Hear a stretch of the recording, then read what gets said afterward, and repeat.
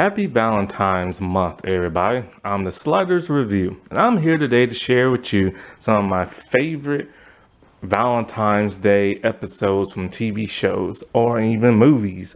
Um, Not everything is all lovey-dovey.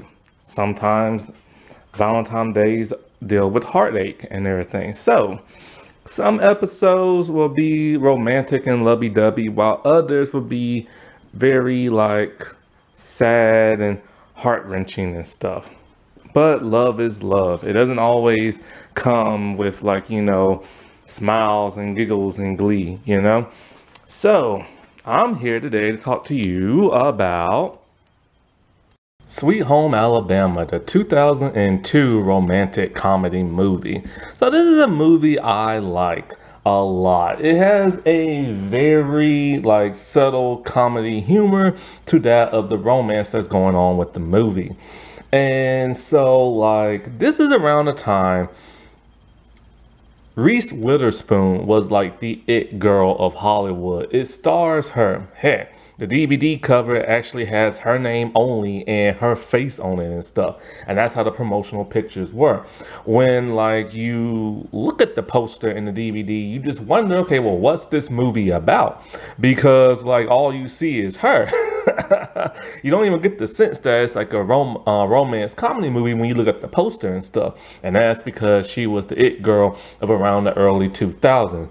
With movies like Legally Blonde and Cruel Intentions, it rose her to the it girl status. Sadly, however, the it girl status didn't last that long. That's just how it is in Hollywood. One minute you're like the biggest thing, and then the next minute you're not.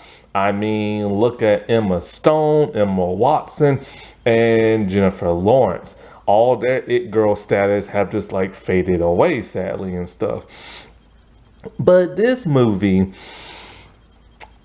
it has a very unique romantic subplot to it. But in all actuality, in my mind, it's less of a romance movie and more about a girl refinding her roots in the South.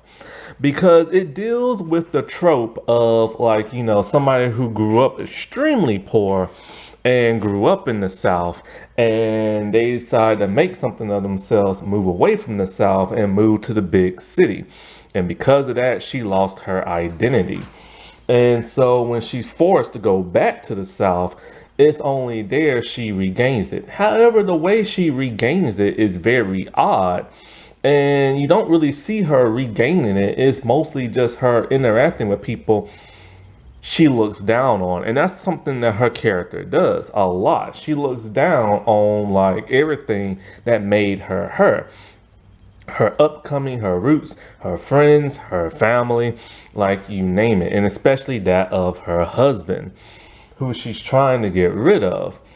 And so the movie stars her, and it stars that of Josh Lucas, who plays Jake, and Patrick Duffy.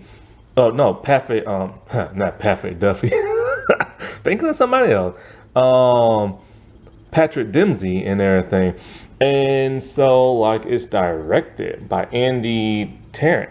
And so this movie has mixed reviews despite it making its budget back and everything. I think it only had how much was that budget? The budget was 30 million, but it made 180 million back at the box office and stuff. But yet it never got a sequel. I guess it was such a standalone movie that they felt like they didn't need it, plus it had mixed reviews. And one of the criticism of this movie, despite Reese Witherspoon being very charming in this movie, she kills it in this movie. She's such a great actress. Problem is, her southern accent did not sound all that southern. And so a sequel just never came to fruition and stuff. And it's quite a shame, because I always wonder what would have happened afterwards, but you can kind of just make it out in your own head what happens after the events of this movie and stuff. It has a star-studded cast, but of course they're mostly just they're not the main focus of the movie. They're mostly just like side characters and stuff. And that always bugs me about like star-studded cast movies, because you have these big names, but yet they really don't do much. Now, since this is depicted in Alabama, not much of the movie is actually filmed in Alabama. In fact, it's mostly filmed in Georgia. And not only that, but some scenes that take place in New York are actually filmed in New York. And what's interesting about that is that this is the first movie to actually film in New York since like the terrorist attack and everything of 9/11. And so, but yeah, I'm surprised this movie never really got like a sequel, because it actually surpassed Rush Hour at the box office. And that's not necessarily easy. Rush Hour was an amazing movie. And so like, what is it?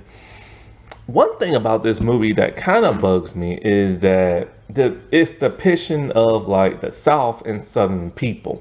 Like in this movie, if you ever lived in the South, then you know there are two main races, white and black. But this movie only has white people, and the only black people you see are either like very, very far away in the background, or they have like one or two lines and not that big of a role, which is kind of odd because this is the South. And in the South, you see tons of black people.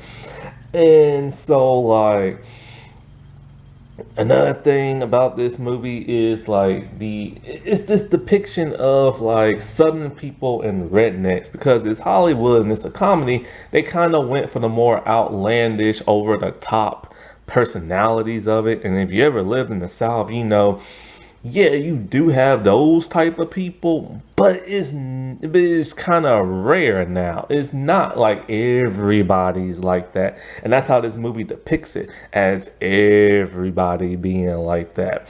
And so like, if you ever like lived in the South, you know, Southern people are pretty mellow and everything.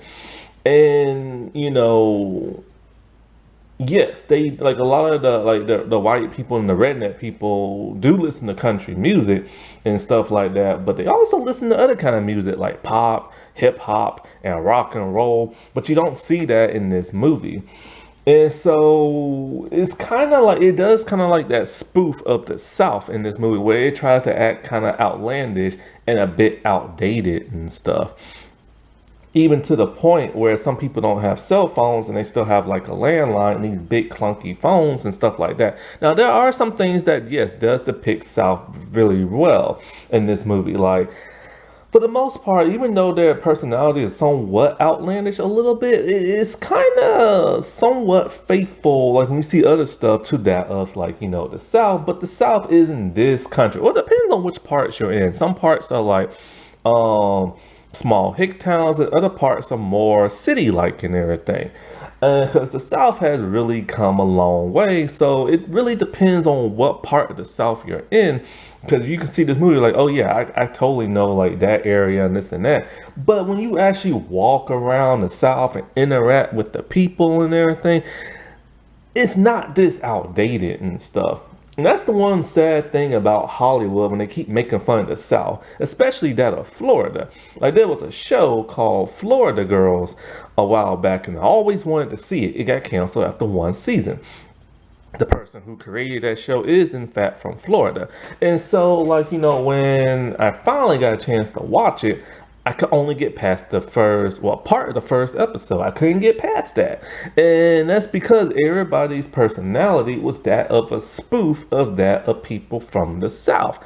And it was really, really, really insulting and everything. Like, you know, we don't all act that way.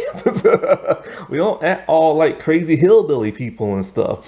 And so like, that's the one thing that always bugs me about Hollywood. They really can't get the depiction of like people from the South all that correctly, because they're too busy trying to make fun of people and stuff. And that really bugs the crap out of me. And, you know, I'm thinking to myself, the woman who created that show, if she's from Florida, she should know people don't act that way. And I remember I was watching a show called Wayne, which is a really good show. it had depictions of people in the South. And once again, we don't act that way. And stuff like that. And it really bugs the crap out of me and stuff.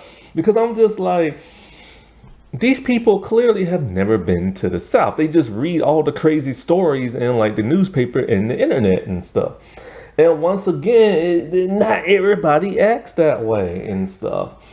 People from the South are actually pretty friendly. Like most of the time when you do see people depicted in the South, like if it's like a drama series, people in the South, mainly like the white people, are always portrayed as being like mean and racist. But when you actually come here, it's like not everybody acts that way. Like for real, we really don't. It's only that select group of like idiotic people who act that way. And like whenever it's a comedy depicted in the South, they always have us act like we're a bunch of buffoons, and we don't act that way. And it's really just a select group of people who act that stupid. You know what I'm saying? So that's their depiction of like what people in the South are like. Like there's a scene where the main character's like former like friend from back in the day, Melanie's friend back in the day, went into a bar and her friend had her baby in the bar and she's all like, "You're in the bar with the baby," and everything. It's like, you never see that in like real bars in the South. So I don't understand that crap, man. Yeah, we have our hicks and yeah, we have our wannabe gangsters and everything, but people are just as normal as they are in any part of America. So it's bugging. But basically, Reese Witherspoon plays a woman named Melanie. I think Melanie Perkins, I think her name, or Spooner or something like that. And so she is the classic tale of a person who grew up in the deep South in the trailer park, did beauty pageants and stuff like that, and she really wants to get out. There are lots of people like that, especially when you live in old like hick towns. I remember I was watching, what was it, Big Brother, and that Nicole lady who won and everything. She said she comes from a very, very, very tiny hick town. I don't think she lives in the South. She lives like in the country and stuff like that. And so like, one of the things that her castmates kept doing was making fun of her. Cause they're all like, "Do you have this over there? Do you have that?" And she literally says like her town is like literally just like a road and everything. Like it's that small and everything. And she has this, somewhat of a strong country accent. And so like, being on that show really expanded her view of like a lot of stuff. And so like, when you see her from the first time she appeared on the show to like the second and the third and everything like that, her personality has changed a lot. Like when she first started these shows, she like kept getting into showmances with like white dudes and stuff like that. But then later on when she came on the show, she met like this Hispanic dude and then she ended up marrying him. Most likely she would never have done that if like, she would have stayed in her town and stuff like that, because they don't have that many people of color in her town. And so, like, that is how Melanie is in this movie, and she wants to get out. And when she got out, she never went back. She went to New York. She became like a fashion designer and stuff like that. She's with like all the elites, and she's one of the biggest fashion designers there is in like America. So she has truly made it. Now, one of the things that's holding her back is she's still married to her high school sweetheart from back in Alabama. And he will not sign the divorce papers and stuff. And so, like, but she has still moved on with her life and has met a new guy. This really, really fancy guy, whose mother's into politics and stuff like that. He's rich. His mom is rich. They do philanthropy, stuff like that. Oh, another thing that bugs me about this movie is their depiction of Southern people. They keep using the term Yankee in this movie. And I'm just kind of like, in all my years of living in the South, I have never heard nobody call anybody from up north a Yank or a Yankee. Unless you're listening to the Yankee Doodle, whatever that name song is, like Yankee something. What's that thing called? He stuck a feather in his hat and called it macaroni. That song and everything. Yankee Doodle and everything. That's the only time you ever hear of like that phrase. We don't use that phrase. Seriously, who wrote this movie? But anyways, she met this new dude and he proposed to her. And there's some product placement of the Tiffany's, Tiffany, this is also another first because the Tiffany Jewelry Company allowed them to film inside their store, which they haven't done that since Breakfast at Tiffany's back in the day. And so, like, she now has everything she's ever wanted and everything. Fame, money, a great job, a great, fiance. But there's only one thing holding her back. She is still married legally and stuff like that because he will not sign the divorce papers. So that causes her to go back to Alabama. Now, the people that she knows and everything and works with up in New York, they do know she's from Alabama, but they don't know the whole truth. See, she has lied about everything. She lied about what college she went to. She lied about what town she's from. I think she even lied about her last name and everything.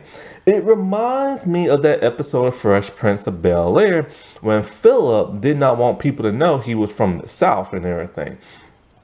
And so when she's heading back to Alabama, this is when she starts to get back to her roots, but in a very temperamental kind of way. She doesn't even visit her parents when she comes back. She visits her husband.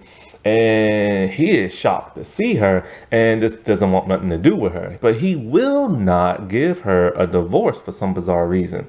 When she comes back, she realizes that the bloodhound dog that they have isn't the one that she knew from I think it's 8 years since she's been gone, I think. Maybe more than that.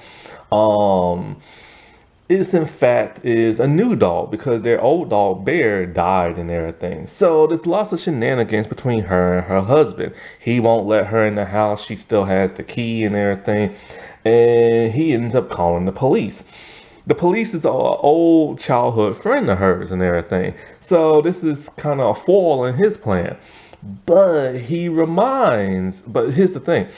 Everybody assumed by now he has signed the divorce papers, but he hasn't. He's all like, I'm going to get to it. And so everybody keeps getting on him to like sign them and stuff until Jake reminds the sheriff dude that, isn't there like an outstanding warrant for like who threw your mom's tractor in the ocean, or not ocean, but like the river and stuff like that. So, or no, it's a pond. I can't remember. But anyway, so yeah, Melanie back in the day, she was as rowdy as the next people. She done everything from like setting off firecrackers in places she shouldn't, tipping over cows, like putting people's tractors in like the pond and stuff. She was like a very out there, like bad girl and everything, but she's changed her life around. So of course that pisses off the sheriff and he ends up arresting her and booking her. So now she's forced to call her parents, and it really tells you the type of person Melanie is. She hasn't even visited her parents since she went to New York. And not only that, but when she came back to Alabama for the first time in years, she didn't even go to visit them first. When you watch the rest of this movie, you will realize that she is actually probably the worst person in this entire movie. Yes, Jake is a stubborn like punk and everything, and he's done really bad things in the past, like always being drunk. When they was married, she had a miscarriage. When they was married, I don't know if he hit her or not. I don't think so, but basically she realized she was never going to get nowhere with him because he had no goals in life. He was just a drunk redneck back in the day. But even though he had his flaws in the past, and we hear about him a lot, she is actually the worst person in this movie with that of her demeanor and her personality. Because she literally looks down on everything and everyone, and then when she gets drunk in the bar, she even blurts out she's better than everybody in this town and everything. So it kind of makes you wonder, why should we root for her? Like, who do you root for in this movie? you want her to get her divorce. That's something she really wants, and you hear how bad her husband is, but you actually root for like her husband more because you see how much of a terrible person she is.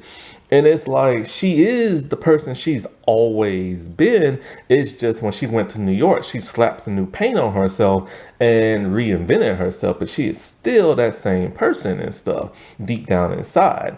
And that's kind of like the message of the movie, like when she went back to her roots and everything. Because it's mostly about that than it is about a romance. The romance is just the side plot of the movie and barely gets mentioned and stuff. And when she interacts with her family, you see one of the reasons, like, like she gave her parents these really fancy, like, plane tickets. I don't know where, but I think to come and visit her, I believe. And they never even opened them. And she's really hurt. She thought, like, these were a gift and an expensive one at that. Like, they will not leave the South to go to, like, the city and, like, see her and stuff. And so that just causes her to, like, distance herself from them more, and why she never came back home. And so, like, when she grew up, like I said, she grew up in like a trailer park and everything like that. Her family still lives there. And so she is very much ashamed of who she was, but she has nothing to be ashamed about, because just like people, I'm not throwing my camera, like people told her in the movie, your parents gave you everything they could. They gave you a roof, they gave you food, they gave you like a good upbringing and everything. And it's just like she doesn't see that, because all she sees is the lights and money of like the city and everything. And so basically throughout the entire movie, she starts interacting with like her old friends and stuff, and they're happy to see her. But then they start to get into a bit of a small tough and everything, because they're all like, you left us and never came back. Well, that's a part of life, you know what I'm saying? People leave and never come back and stuff. They move on because they grow up. And so throughout the movie, as she's ragging on her husband, this and that, she's judging everybody like in a very subtle kind of way, but in a very snooty, mean girl kind of way, especially when she gets drunk. She outs her former best friend about being gay and everything. And it's at that point in the bar, that's when people feel like she's had enough and she just needs to like leave and everything. And that's when her husband finally grants her divorce papers and stuff. He finally signs them. Well, the Patrick Dempsey character, his mom, the politician, played by Murphy Brown. No. Is it Murphy? Yeah. No. Wait. God, what is her name? I think is it Murphy Brown? No. I'm getting my actresses mixed up. Candace Bergen, that's it. I keep getting her Murphy Brown like confused and stuff. And so like the mom does not like the idea. Oh no, okay, Murphy Brown was the character she played. Now I'm getting it. So confused. I'm like, I keep calling her Murphy Brown, thinking that's her real name, but that's the character she played. She doesn't like Melanie at all. And so, like, she wants to ruin this for her son. And so she starts to have an investigator start looking into Melanie and finds out everything about her. She, tells her son, but he doesn't care. He still wants to marry her. And so when they finally get married, they decide they're going to get married in the South. This is the first time he's ever met her parents and this and that. And so the wedding's going to be like this big thing, televised and everything, so it can help the political career of like his mom. And so when they get married, they realize something. Her lawyer shows up and they're all like, he's like, you can't get married. And she's like, why? Because he's like, you're still married. And so she thinks that Jake didn't sign the papers. But it turns out she didn't sign the papers. Jake signed the papers, but since she's been too busy reliving her old life in like, the South and this and that, and even to the point of like, just like, missing it and everything, she forgot to sign the papers. And so they literally ask her, what do you want to do? Well, what does she do? She leaves her new fiance at the altar to go find her old husband, because she has realized that she still does love her husband. Why? Because he's actually a changed man. See, what I haven't mentioned yet was how, what they were as kids and then what he's done with his life since. When they was kids, she was played by Dakota Fanning. And so they was at the beach and they wanted to kiss for the first time. They're little, like 8-year-old kids, right? And both of them get struck by like lightning and everything, and it hits the ground.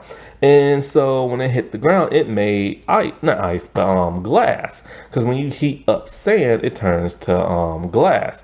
So when she left Alabama and everything, at some point in time, he got his act together. He I think he went to school and everything. He learned how to own his own business, and he made his own glass like company and stuff.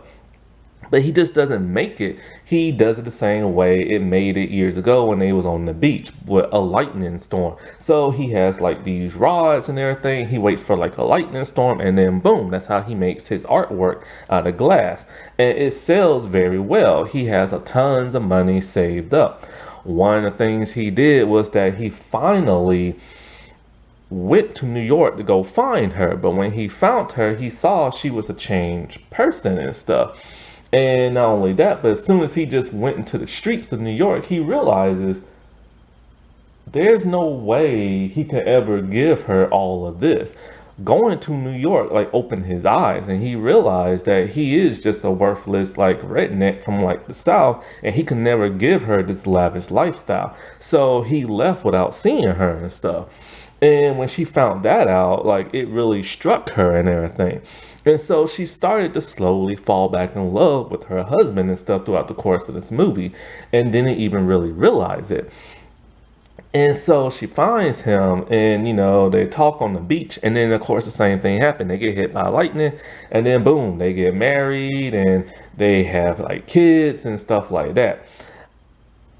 And it's a really touching like story and everything, and it's kind of like, because people just wanted to see her get back with her original husband. However, logically, none of this makes like any sense, because it's kind of like because for the most part, this would have never happened to a person in real life. If you have that person who grew up in poor conditions and then finally made it for themselves in like a richer place with a better like lover and everything, who has their stuff together and wasn't a drunken alcoholic and all this other stuff, they would never go back to their old husband, even if like, he has gotten himself together and stuff. Because time has changed and move on, and people can't let go of the past. And so it is kind of weird that like everything she was like, trying to get away from, she went right on back to and got everything back. After remarrying her original husband, she started living in the South again, and all this other stuff. And it's weird because that's not who she is anymore. And so logically and realistically, that just doesn't make any sense. But for the sake of like a movie and writing, it's like a touching love story. And it's kind of like, home is where the heart is, and you never forget about your first love. But the thing is, people really do forget about their first loves and stuff like that, So you could take it either way you want. So that's why this movie had mixed reviews and stuff.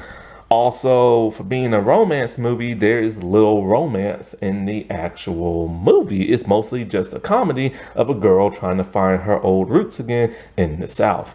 Now, wasn't that romantic? Or depressing, depending on what kind of video I just talked about. Okay, well, happy Valentine's Day, everybody. And bye.